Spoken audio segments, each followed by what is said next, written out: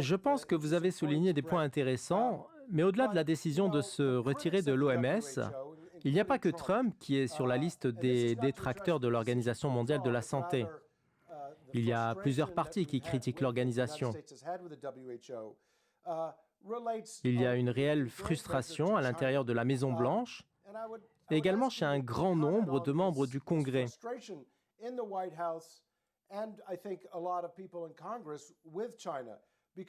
Cette frustration est liée à la Chine qui a dissimulé ce problème de virus au reste du monde pendant plus d'un mois, en empêchant les chercheurs d'accéder aux échantillons du virus et en emprisonnant les médecins qui ont tenté de lancer des alertes sur ce sujet.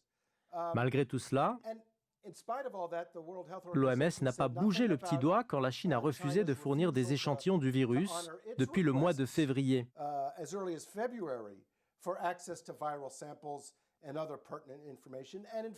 L'OMS a même soutenu la vision de la Chine en janvier quand elle a affirmé que le virus ne se transmettait pas entre humains.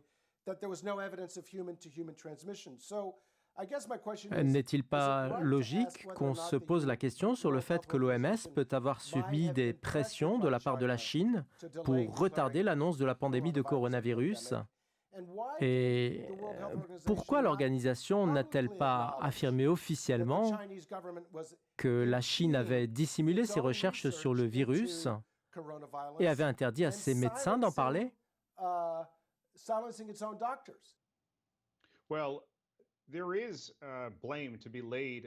On reproche à la Chine d'avoir caché la vérité. Cependant, et comme à chaque fois, l'administration américaine définit le bon objectif, mais adopte la mauvaise manière pour y parvenir.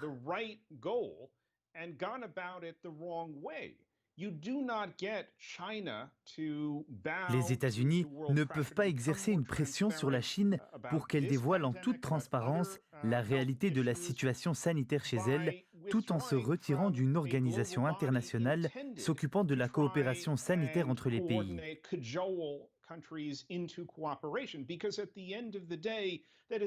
Parce qu'en définitive, c'est là le rôle essentiel de l'OMS.